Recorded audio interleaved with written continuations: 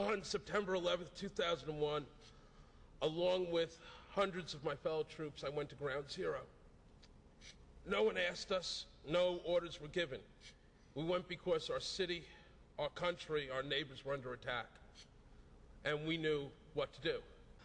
I want to tell you tonight about the people we call heroes, about the people who we applauded and put up banners for and wrote songs about and put into music videos and put movies on about and forgot about.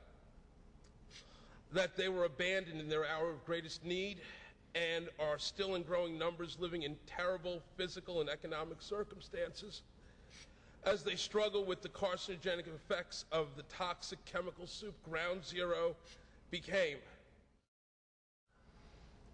How many people in here live in New York City? Okay. Take a look at everybody with their hands up. Can this side of the room, everybody stand up?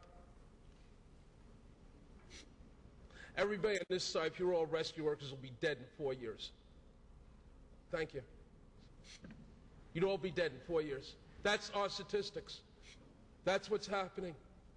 In 7 years, it doubles.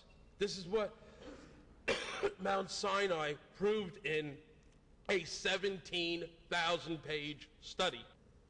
I want to tell you about how the mayor refused to accept the fact that not dozens, not hundreds, but many thousands of us were contaminated, sickened, and poisoned by the most toxic combinations of building materials in the history of disaster relief.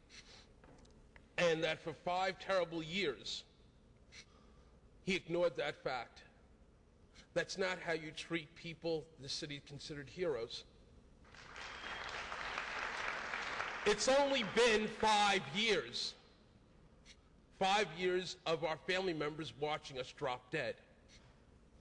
And every time Popular Mechanics calls the people of this movement nuts, and every time Time magazine dismisses real, hard physical evidence that a new investigation needs to be launched into how concrete was pulverized,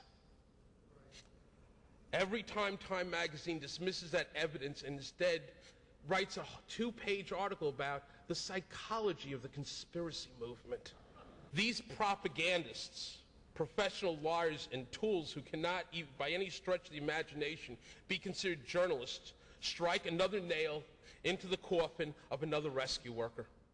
We who are still dying from 9/11, who went into the towers and into that pile, now live with those buildings in our lungs and digestive systems and our blood. And if you allow these scumbags to strip you and this movement of our legitimacy, you condemn first responders to death. We know what they did, they being the government. We know what they're capable of, and we know that they can do it again. How was the concrete pulverized? How was glass micronized into dust? And how was there molten steel? But a passport survived. What were those explosions reported by the FDNY?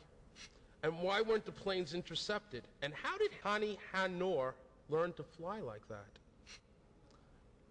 I don't think we're crazy. Everyone in this administration had motive, intent, and opportunity. Conspiracies are only evidence the courts won't hear. We came to your rescue on 9/11.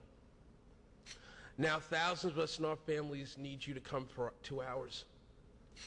For myself and far too many of us, research and the effective treatment is going to arrive far too late. I have double metastasizations in both lungs. That's just a reality. We were also killed on 9/11. Avenge us.